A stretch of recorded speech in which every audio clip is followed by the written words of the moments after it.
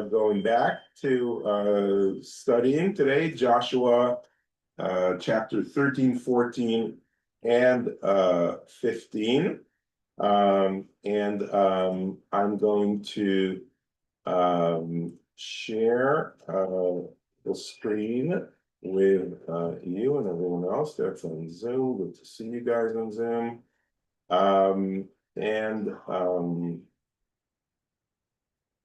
There we go.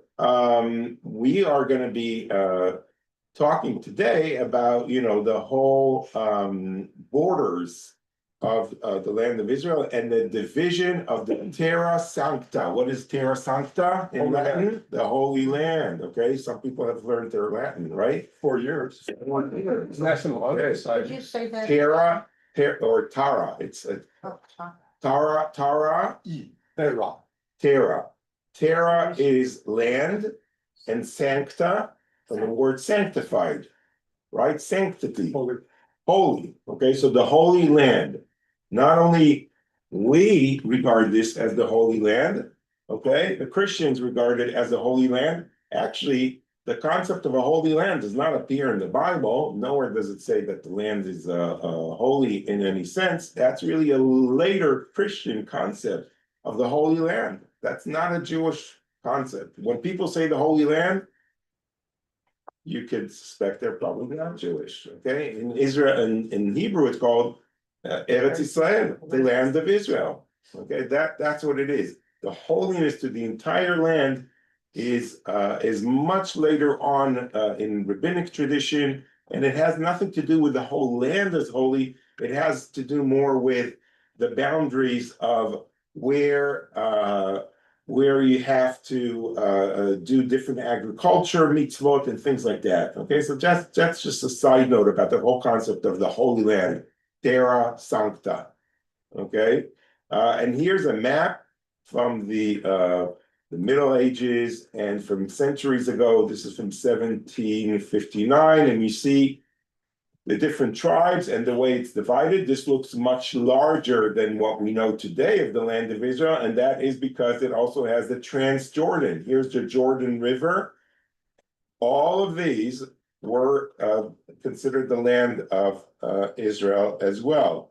2.5 tribes settled here, and 9.5 tribes settled in what we know today as the land of Israel, although Lebanon, or southern Lebanon, the south of Lebanon, was also a part of the land of Israel back in the old days. So Rabbi, what is the land now that's Today, the land today kind of like starts. So if this would be like Haifa here today, you see where that sign is, okay? So so we'll go all the way to like here. This would kind of like be the border today, I think. And then this is all Lebanon, okay? And then the Sinai Peninsula today is in Egypt. So that will go like here. This will be a lot.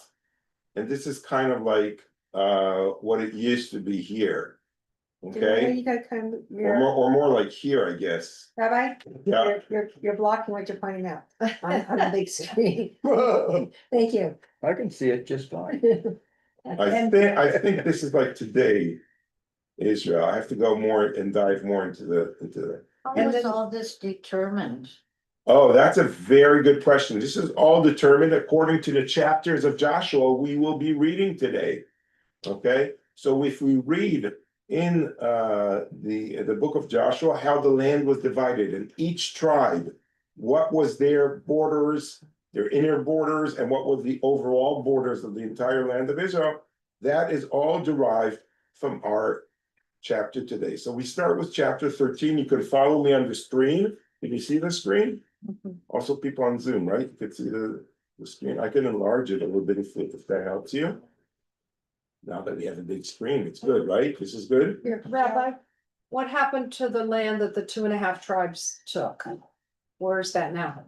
Right now, it's in Jordan and Syria. Okay.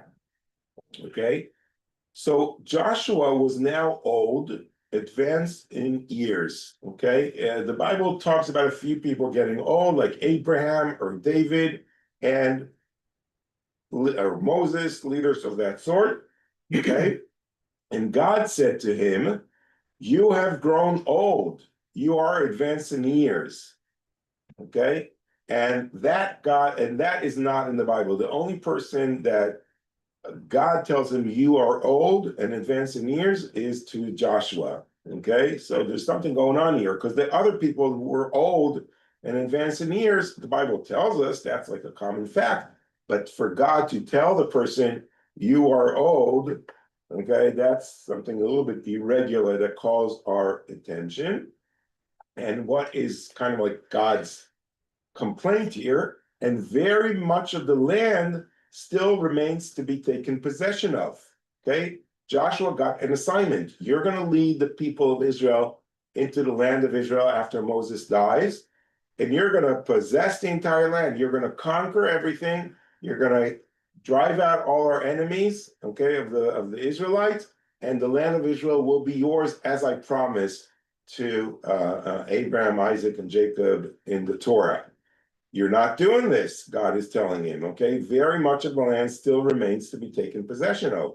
Is Joshua sitting, pardon my expression, on his butt doing nothing? No, we've seen in previous chapters how hard he works. He goes to war with other nations, okay? He works on conquering the land, Jericho and Ai and other places, okay? But maybe it's too much for one person, okay? This is kind of like the setup of this chapter. And then it gives us a list. This is the territory that remains. All the districts of the Philistines and all those of the Geshurites, okay? From the Shihor, which is close to Egypt, to the territory of Ekron on the north are accounted. Canaanite, namely those of the 5 lords of the Philistines, the Gazites, that's Gaza, the Ashdodites, that's Ashdod, the Ashkelonites and Ashkelon, the Gittites, that's Gat, and the Ekronites, Ekron, and those of the Avim on the south. Further, all the Canaanite country from Me'arah of the Sidonians to Aphek at the Amorite border, that's at the north, and the land of the Gebalites, with the whole valley of the Lebanon, from Baal Gad at the foot of Mount Hermon to Levo Hamat on the east, with all the inhabitants of the hill country from the valley of the Lebanon to Mislefot Maim, namely all the Sidonians. I myself will dispossess those nations for the Israelites. You have only to apportion their lands by lot among Israel, as I have commanded you. Okay, so God is like, okay, plan B. You didn't do your work, I'll do it for you, but you need to divide the land. So what's bothering God? 2 things. One is the land is still inhabited by the other nations and not by all the Israelites. The other more crucial part here is the land hasn't been divided. The plan was to conquer everything and then divide it by lot. So we know each tribe where they are, okay? We see that nice map over here, okay? That needs to be divided according to the different tribes. Every tribe needs to know where they are, okay?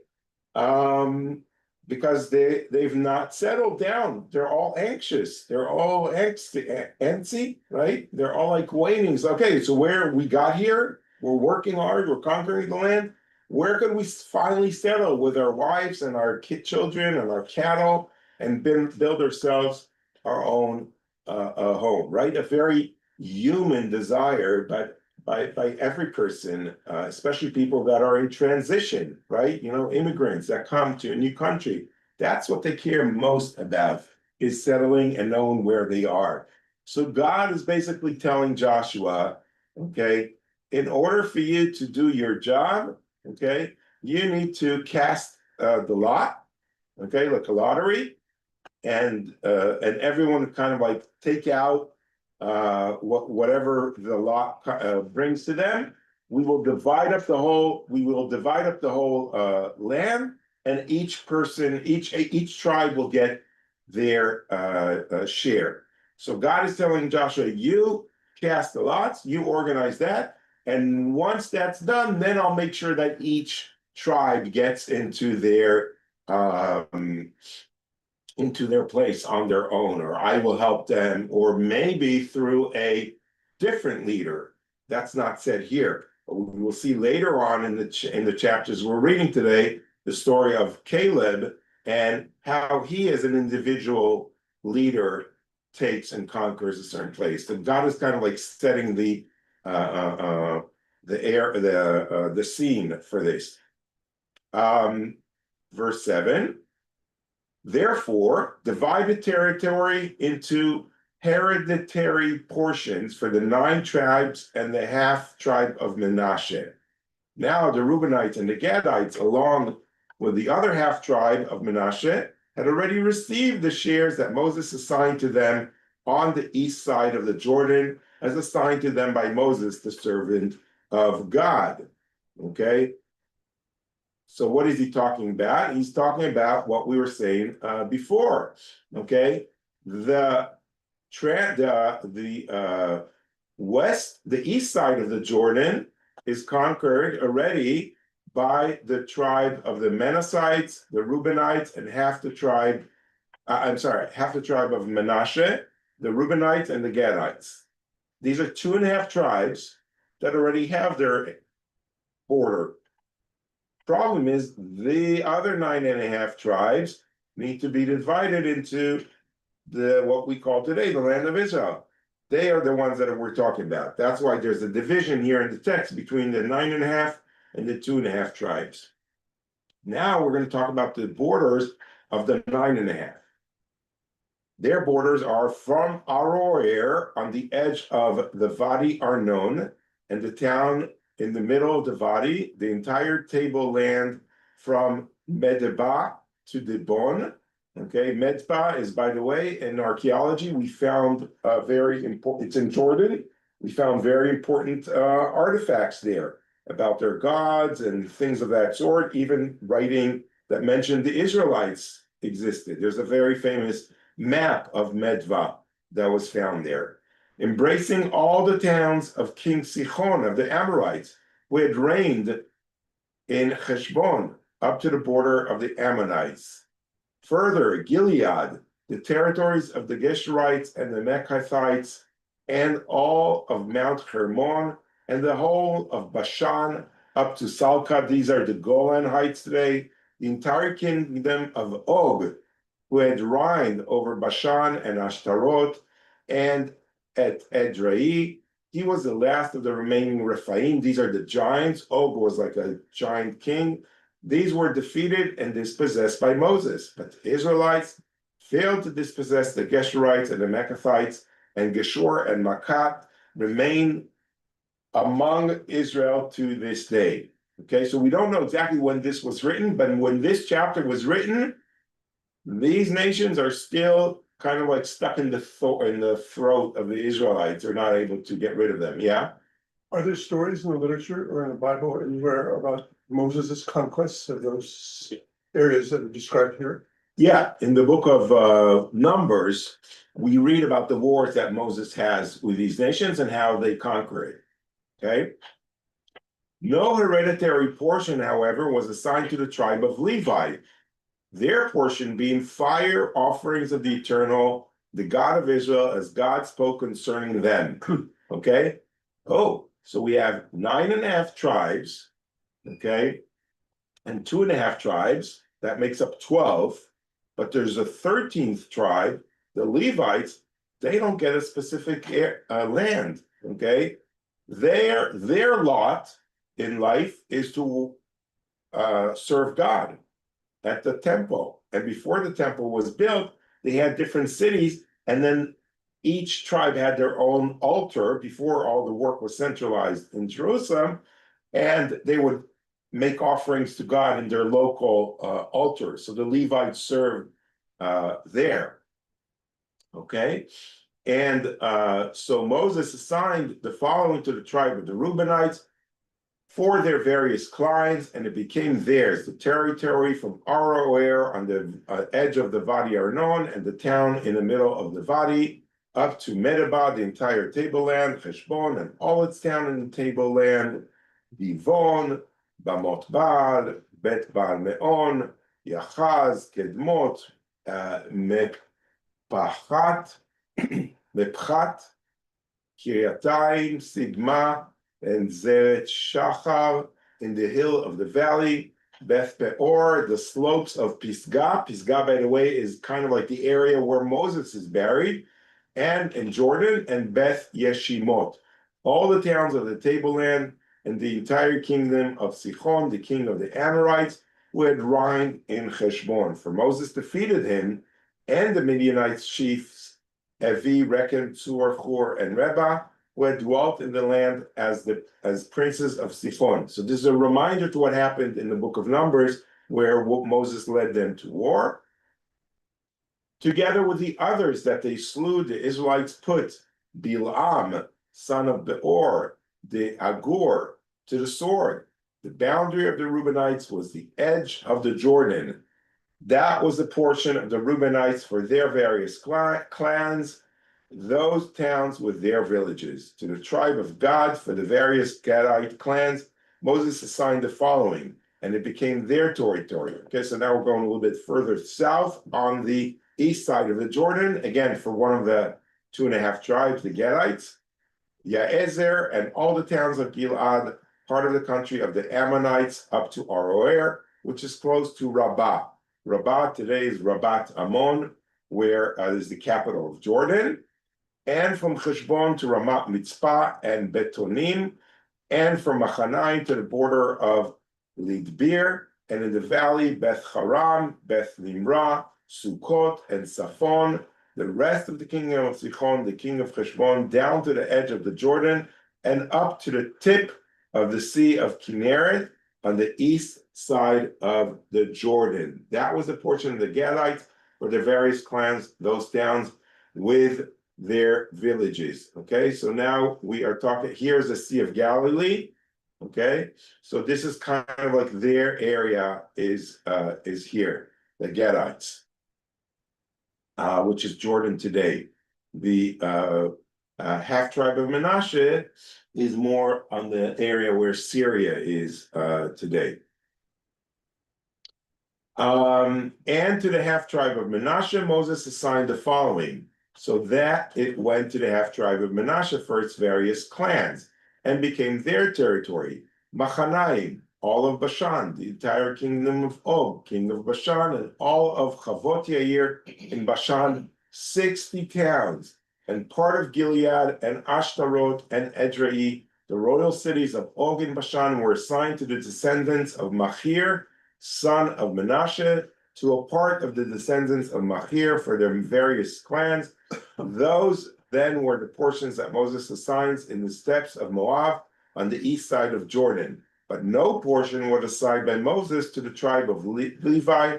The Eternal, the God of Israel, is their portion as God spoke concerning them. So again, the theme of the Levites don't have their own special place returns, and that's because they serve God in the temple, or where the different altars were before the temple was built. Yeah?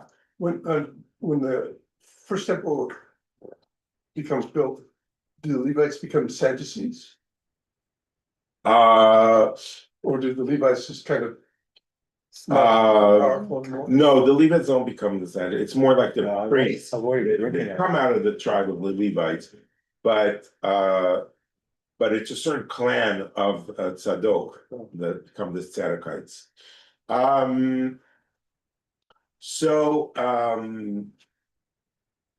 Now we move to chapter 14. And these are the allotments of the Israelites in the land of Canaan that were apportioned to them by the priest Eleazar, by Joshua son of Nun, and by the family heads of the Israelites' tribes. The portions that fell to them by lot, as God has commanded through Moses for the 9.5 tribes. So now if anyone wants to debate these borders of the different tribes between themselves, okay, you can't debate it. It's a lot. You cast a lot by God. And if you remember a few weeks ago, we talked about why cast a lot and not just God dividing and deciding this. And this is not to make any tribe envy and be upset with God or anything like that. And the lots were done according to, whatever you do, you choose. It's like kind of like your own fate, right? If you play a game and you gamble, so you kind of like whatever you choose, that's okay. Like, okay, be happy with with the lot that's allotted to you in life. It's kind of like that approach. We talked about it more in length a few weeks ago. You can watch it on video. Yeah. These tribes, these different tribes, they didn't mix with each other at all. They were so separate. That they mixed with each other. That's a good question. The tribes, first of all, yeah, you would marry within their own tribe. That concept of marry within your tribe comes from the Bible, from this, okay? But if you would want to marry someone from a different tribe, so the woman would go to that tribe, okay? And if there was like a case, like with the daughters of Tzlofchad, that there were no sons that remained, so the daughters would inherit their father's land, that would be a little bit more tricky, because then that tribe would kind of like lose its land, because the women would go and kind of like give it to their husbands. So God made a rule that the land remains within the tribe. It won't be removed. In this way, the daughters could still get married if they don't want to get married to someone within the tribe. But usually the tribes stay to themselves, but they did move from one place to the other. We'll read about it in the book of Judges. If you remember, the class that my mother gave was exactly about that. Someone came from one tribe and took someone from a different tribe, and they went from one place to the other. But that was more irregular. That was a good question. Okay, so what are the portions of the 9.5 tribes? For the portion of the other 2.5 tribes had been assigned to them by Moses on the other side of the Jordan. He had not assigned any portion among them to the Levites, for whereas the descendants of Joseph constituted 2 tribes, Manasseh and Ephraim, the Levites were assigned no share in the land, but only some towns to live in, with the pastures for their livestock and cattle. So this alludes to something in the Bible. We have 12 tribes. Why do we have 12 tribes? Because Jacob had 12 sons, okay? However, he had a son called Joseph, okay? There's no tribe of Joseph today. Why is that? Because Joseph had 2 sons, Manasseh and Ephraim, okay? These 2 sons were each given their own tribal name. So Moses doesn't have his own name. He has 2 names. He gets like 2 parts of the land. However, now we have a problem. Now we have 13, okay, tribes. So to keep the concept of 12 tribes, the Levites are kind of like out of the picture.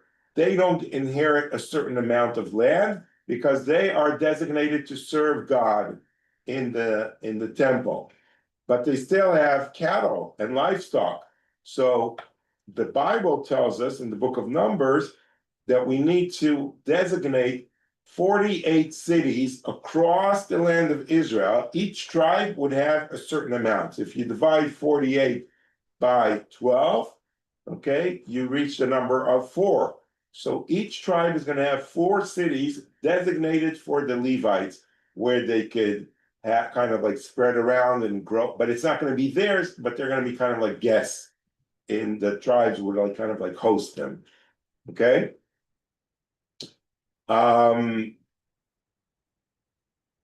So what are these? Just as God, verse 6. Now we talk about the land for the tribe of Judah. Okay. The tribe of Judah. is kind of like Jerusalem is here, so it's a little bit south of Jerusalem, and it's all of this. And you might say Judah has the largest, biggest portion, and the answer is yes, they do. The tribe of Judah definitely got the most. Why? We're going to talk about that later on, but you see, it's like, it's like probably, a third of everything that everyone else has. But we do also have to admit, although they get the biggest portion, they have the most amount of enemies, especially the Philistines that they have to deal with, that were very vicious to them, and they protected the other tribes as well that were in their vicinity. What do they get? Where are we? Chapter 14. The Judites approached Joshua at Gilgal, and Caleb, son of Yefuneh, the Kenizzite, said to him, "You know what instructions God gave at Kadesh Barnea to Moses, the agent of God, concerning you and me. I was 40 years old when Moses, the servant of God, sent me from Kadesh Barnea to spy out the land, and I gave him a forthright report. While my companions went up with me, took the heart out of the people, I was loyal to my eternal God."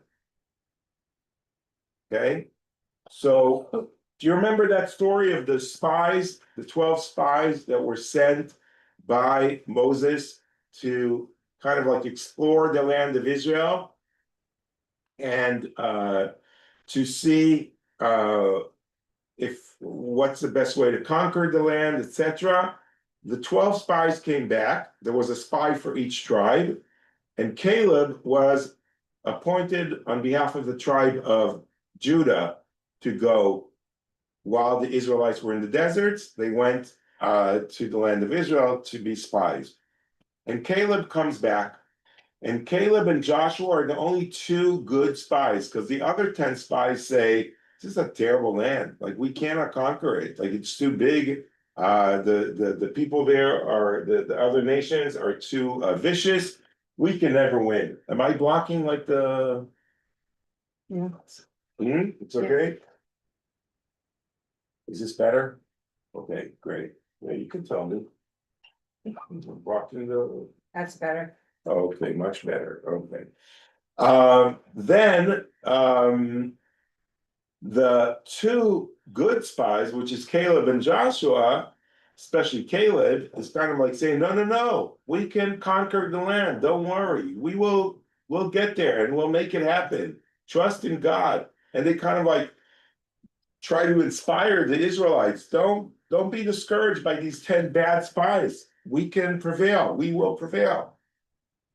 So God is happy with Caleb, and Moses tells him on that day, Moses promised on oath, "The land on which your foot trod shall be a portion for you and your descendants forever, because you were loyal to my eternal God." So Moses tells Caleb, wherever you walk, that will be your land. That will be your reward for making a good impression and then giving a good report about the land. Okay, so that was 40 years ago, 45 years ago. Now God has preserved me, just as promised. It is 45 years since God made this promise to Moses when Israel was journeying through the wilderness, and here I am today, 85 years old. Okay, anyone here 85 years old? Almost. Almost, okay. I am. Wait, Yeah, I'm older. older? Do you remember what you did when you were 40? No. No, huh? Caleb remembers, okay, what happened in 40. He remembers that promise, and then he's been waiting for 45 years for this moment. It's like how how big this moment is for him, right? And God has preserved me, just as promised. now God has preserved me, just as promised. It is 45 years since God made this promise to Moses when Israel was journeying through the wilderness. Here I am today, 85 years old.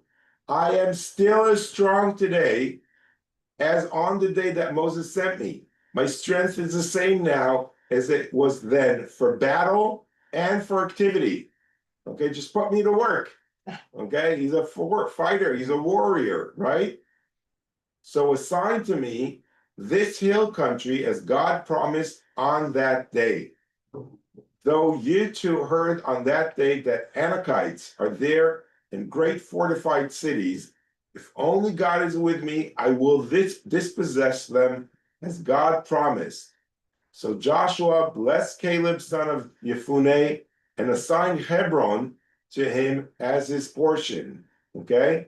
Thus Hebron became the portion of Caleb, son of Yefuneh, the Kenizzite, as it still is, because he was loyal to the Eternal, the God of Israel.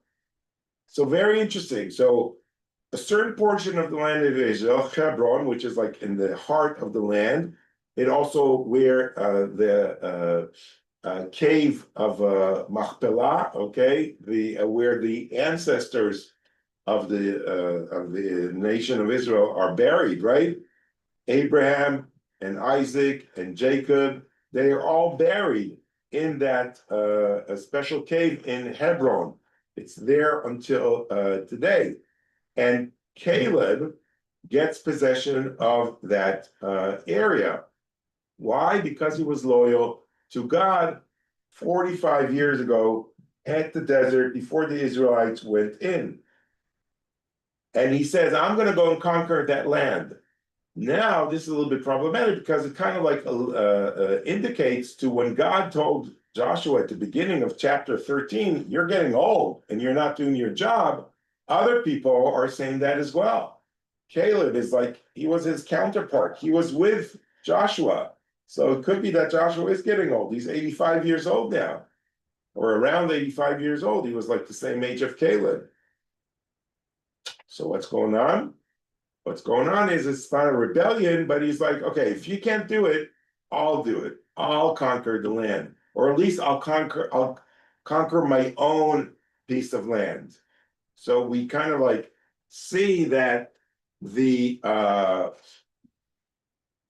notion that the Israelites are led by one leader is crumbling apart a little bit because it's very hard to keep all the tribes together. And this story of Caleb taking over on his own is kind of like an indication of what will happen next in the book of Judges when each tribe is on their own. And then the Bible tells us the name of Hebron was formerly Kiryat Arba, was a great man among the Anakites, and the land had rest from war. Okay, so the Caleb leads the war and gets the city of Hebron. Okay, now we get to chapter 15.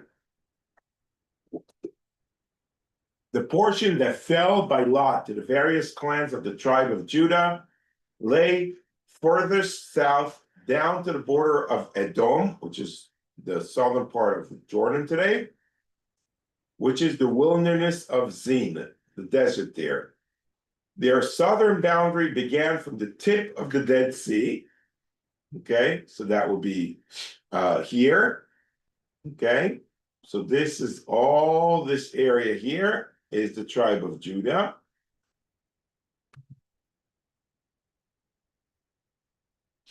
From the tongue that projects southward, it proceeded to the south of the ascent of Akrabim, passed on to Zin, ascended to the south of Kadesh Barnea, passed on to Chetzron, ascended to Adar, and made turn to Karga. From there, it passed on the Hatzmon, and proceeded to the Valley of Egypt, and the boundary ran on to the sea. Okay, all the way to the sea, which is the Mediterranean Sea. That shall be your southern boundary. The boundary on the east was the Dead Sea up to the mouth of the Jordan. On the northern side, the boundary began at the tongue of the sea at the mouth of the Jordan. The boundary ascending to Beth Choglah and passed north of Beth Arava. Okay, that's the south of Israel today. Then the boundary ascended to the stone of Bochan, son of Reuben. The boundary ascended from the valley of Achor to Dvir and turned north to Gilgal, near Jericho, facing the ascent of Adumim, which is towards Jerusalem. That is south of the Vadi. From there, the boundary continued to the waters of En Shemesh and ran on to En Rogel. Then the boundary ascended into the valley of Beth Ben Hinnom along the southern flank of the Jebusites. That is Jerusalem. Okay, Jerusalem is mentioned in the Bible for the first time now here. Okay, historic moment, guys. Okay, I don't think we read yet about Jerusalem.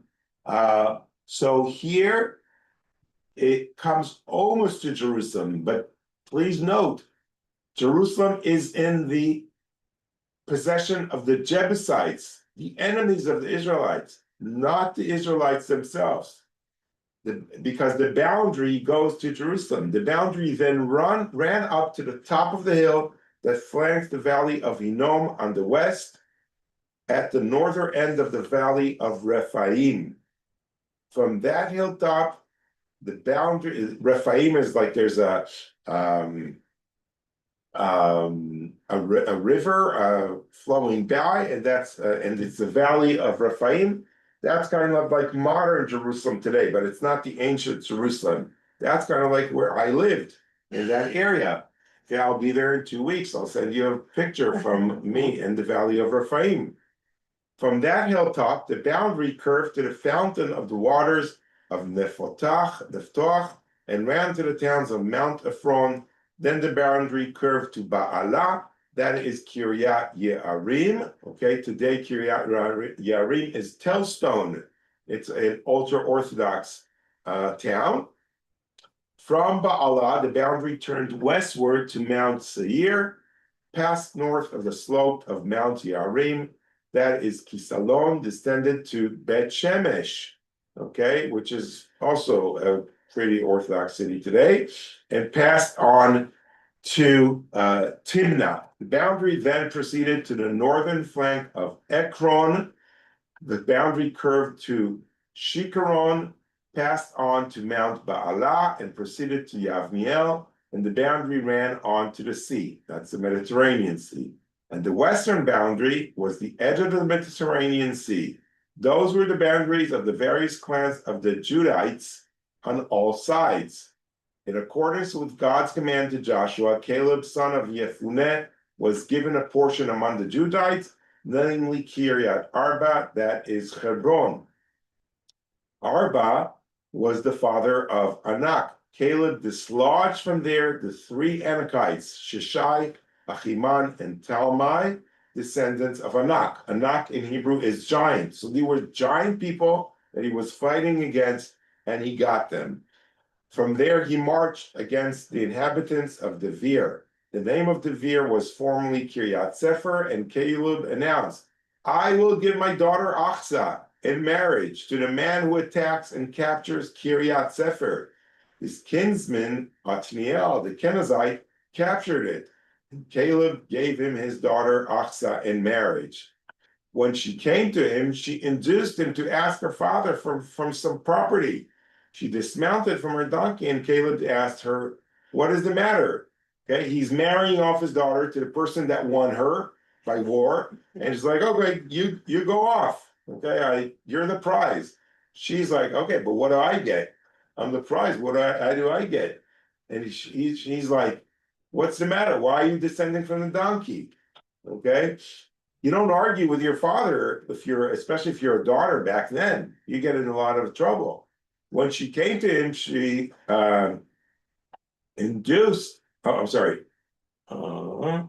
she replied, give me a present, for you have given me away as Negev land. You gave me away like land. And Negev is the land of the desert. There's nothing in that land, just sand and dust. So give me springs of water. Give me some water. If you have water springs in the Negev, that's valuable, because you're the only one that controls water. That's wealth. So she's asking for water springs. Okay, and he gave her upper and lower gulot. This was a portion of the tribe of Judites by their clans. So a very smart woman in that sense that she says, okay, I'm going away, but at least my father's a powerful man and he has all this property, at least I will own something. And when you're a woman and you own something, that's very powerful. You don't give it to your husband in that sense, it stays with you. If it's something that's like portable, that's, something like that wells of water. So this was a portion of the tribe of Judites by their clans, the towns at the far end of the tribe of Judah, near the border of Edom in the Negev's war. Now we get the names of all the towns. Okay, some of them we recognize today, and some of them we don't. What are these towns? Kabzeel, Eder, Yagur, Kina, Dimona, Adada, Kedesh, Chatzor, Itznan, Zip, Telem, Bealot, Chatzor, Hadata, Kiryat Etzchetzron, that is Chatzor, Amam, Shema, Molada, Azar Gada, Cheshmon, Bet Pelet, Azar Shual, Beersheba. I'm from Beersheba, okay? That's where my mother is right now. Bizyota, Ba'alam, Lim, Ezem, El Tolad, Cheshil, Horma, Ziklab, Madmana, Sansana, Lebaot, Shilshim, Ein, Rimon, total 29 towns with their village. And in the lowland, Eshtaol, Tsoa, Ashna, Zanoach, En-Ganim, Tapuach, Enam. These are all towns in Israel today, even till today. Yarmut, Adulam, Sukkot, Azekah, Sha'araim, Aditaim, Gidera, and Gderotaim, towns with their villages. Zenan, Adasha, Migdal Gad, Gilan, Mitzpeh, Yoktiel, Lachish, Bozkat, Eglon, Kabon, Lachmas, Chiklish, Gderot, Bet-Dagon, Naama, Makedah, 16 towns with their villages. Libna, Eter, Ashna, Iftach, Ashna, Nizib, Keilah, Achzib, and Maresha, towns with their villages. Maresha, by the way, was a Roman town that we have an indication of the biblical name preserved by the Romans. Okay, a lot of names, I'm sorry for that. Ekron, with its dependencies and villages, from Ekron westward, all the towns in the vicinity of Ashdod with their villages. Ashdod, its dependencies and its villages.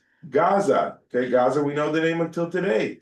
Its dependencies and its villages, all the way to the Valley of Egypt and the edge of the Mediterranean Sea. And in the hill country, Shamir, Yatir, Sukkot, Dana, Kiryat Sana, that is the beer. Anav, Eshtemot, Anim, Goshen, Cholon, and Gilo, towns with their villages, Arab, Duma, Esan, Chanun, Bet Tapuach, Afeka, Chumta, Kiryat Arba, that is Hebron, and Tzio. A lot of these places are today what's called the West Bank. We hear about them in the news with settlements being there. These all belong to Israelites back then. 9 towns with their villages. Ma'on, Carmel, Zif, Yuta, Ezriel, Yokedah, Zanoach, Kain, Gibeah, and Timnah, 10 towns with their villages. Chalchul, Betzur. Chalchul is an Arab town today, okay, a Palestinian town. Betzur is a Palestinian town. These names are all preserved, but these were all belonged to the tribes of Judah back then. Gedor, Marat, Betanot, El Keton, 6 towns with their villages. Kiryat Baal, that is, Kiryat Yarim, and Rabbah, 2 towns with their villages. In their wilderness, Bet Arabah, Midin, Sekah, Nishban, Irmela, and En-Gedi. En-Gedi, okay, that is also exists until today. There's a very famous Israeli kibbutz there, right by the Tzvi.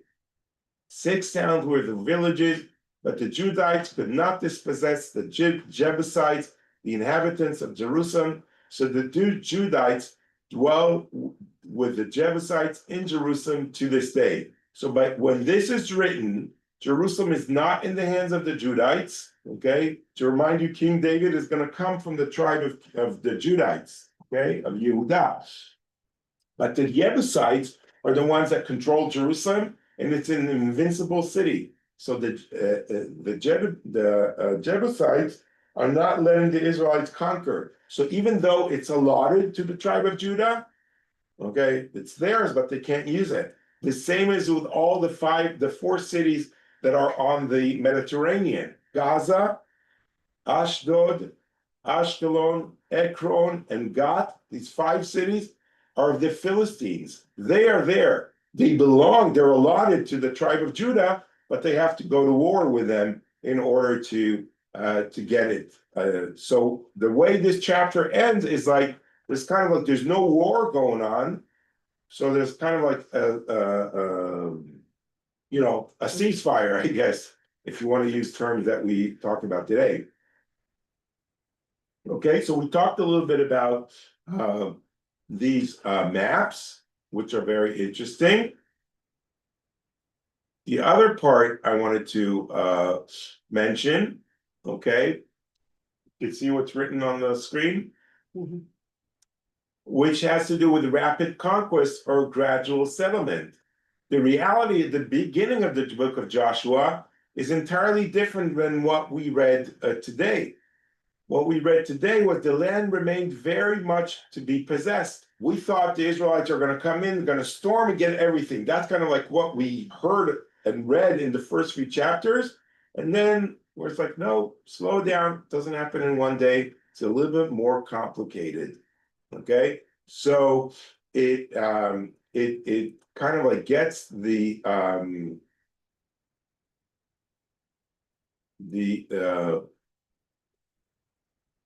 different Bible scholars, okay, to say that this contradiction led biblical scholars already in the 19th century to question the historical reliability of the narrative found at the beginning, chapters 1 to 12. With the advancement of archaeological research from the 1960s onward, it became clear that the notion of a single conquest had to be replaced with a lengthy process involving waves of migration, gradual settlement of nomadic groups, and local indigenous populations. In other words, the description in Joshua 1 to 12 reflects the idealized view of later writers influenced by the style and ideology of Deuteronomy, which was, you'll come to the land and you'll conquer it all at once. By contrast, the passages mentioning the remaining land and the remaining nations reflect the reality of a slow and gradual process of establishing footholds, mainly in the hill country and peripheral regions where Canaanite settlement had been sparse. So this is one view, more like the academic view of the Bible scholars. The opposite view kind of like talks about a vision instead of conquest. And the same question is, how can we reconcile the gap between the first 12 chapters that say a quick conquer of the land, and the other chapters from now on, what we read today, chapter 13, which is a slow conquest, taken bit by bit, not all happening at once, okay? So Rabbi Yoel Ben Nun said, there is no contradiction. Our generation, he says, knows well the immense gap between the shofar-blown euphoria of liberating Jerusalem and the vast territories of Judea and Samaria, the inheritance of our ancestors in the Six-Day War, and the harsh reality of the Intifada years alongside ongoing settlement efforts. And Rabbi Ben Nun says, he's more to the right in his approach, we can see that, in such a situation, the way to preserve the national vision of a complete land for the people of Israel is a comprehensive settlement plan, reflecting far more than what has been achieved on the ground and projecting toward the future. This is what God told Joshua in his old age. Assign tribal inheritances even before full territorial control had been attained. Therefore, the inheritance chapters of the book of Joshua, with all their geographical realism, primarily reflect a vision and an aspirational plan. So he's coming from he's looking at it from the politics of today, he's analyzing what happened back then. They conquered the whole land, but they didn't settle it yet. Okay, they divided up the land to the 9.5 tribes, but they didn't get to settle it in a more physical way. That would happen more gradually. So it's interesting to see these two approaches reflected in the Bible. Regarding Joshua being old, this was also a very interesting passage that the Midrash talks about. Rabbi Yeshua bar Nachmani said, because of 4 things, old age comes upon a person suddenly. Okay, you want to know why you become old? Here. Because of fear, because of the anger caused by children, because of a bad wife, and because of wars. Okay, this is not a very feminist approach. Or bad husband. So the feminists would say today a bad husband, right? Yeah, it's like let's make it egalitarian, a bad spouse, right? Let's not blame husbands or wives. Or children. Okay, and now the Midrash explains because of wars from Joshua. We learned that from Joshua. For after he fought wars against 31 kings, what is written about him? And Joshua was old, advanced in days. So it's beautiful the way the rabbis are analyzing. Joshua didn't get old just because he's old, okay? He got old from wars, got tired. Usually you think the assumption is if you fight a war, okay, let's go on to the next war. But no, wars is something you have a toll. There's a toll on you from wars. It gets you tired. So it's a very interesting approach of, it's like, gotta be careful with wars and how much you conquer and conquest in your life. It can get you tired and old and weary. Interesting approach, right?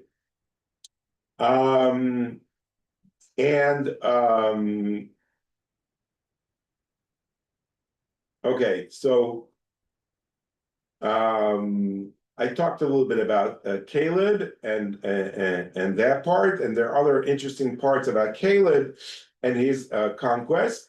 And Caleb kind of like says to himself, one day I will return. He was like the only one that was in the land of Israel while the Israelites were in the desert.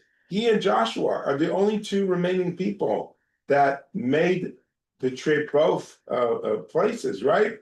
And when he was in Hebron, he said, this is a beautiful area. One day I'll be back and I'll have that. And 45 years later, he comes and he conquers the area of Hebron, okay, which today is a great area of tension, right, between Jews and Palestinians.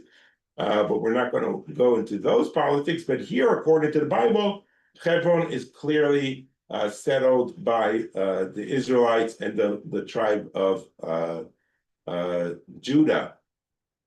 Very interesting to see the origin of Caleb, which comes from the Knizim, which is kind of like a mixture of tribes, and not all Jewish tribes. So there's like kind of like different blood intervened here with the tribe of Judah, which also goes along with King David. King David is not purely from the tribe of Judah. He also comes from Ruth, who comes from Moab. She's a Moabite. So that mixture, like we always say, Judaism is a religion of mixed cultures and other nations integrated into us.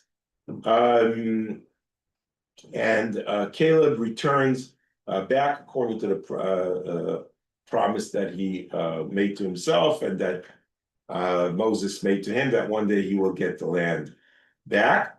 Regarding the question of the historical geography, so historical geography and Bible scholars started in the 19th century already identifying and seeing, like they read the Bible and they came to the land of Israel and they see, all these names are the same. How could that be? Those names were preserved. Okay, the Arab inhabitants, okay, preserved the names of the Bible. Okay, sometimes they were changed, sometimes not, sometimes,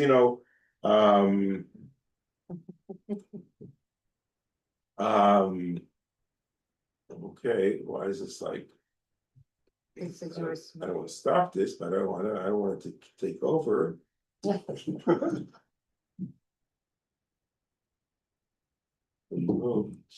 Um. Okay, oh, this is annoying. Can't get rid of it. Press the, there's. Yeah, there's a small line at the top, go to your left, yeah, click that, it should reduce it, No. no? Oh, X, yeah, there you go. I did the X, sorry. So until today. The researchers look at the Arabic place names and they see that they're very similar to the Bible, which is very, very interesting. And I'm not going to go into all the different ways of how we know, but basically the Bible is a guide for today's Israel in knowing where each city is, which is really very, very interesting. We talked a little bit Achsa being a brave and smart woman. And we also talked about Jerusalem not being mentioned at all. And no one's able to conquer Jerusalem.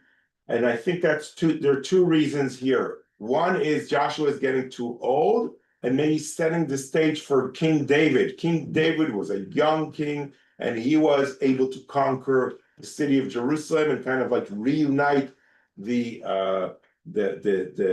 kingdom of Israel and Judah. And it's also setting the stage for the fact that Jerusalem does not belong to any specific tribe, and all of Israel kind of like have a stake in the land, in the city of Jerusalem, and that's why it could be the capital of Israel, because it doesn't belong to a specific tribe. So maybe that's another reason why Israel is not conquered at this point. Okay, so that kind of like concludes our session.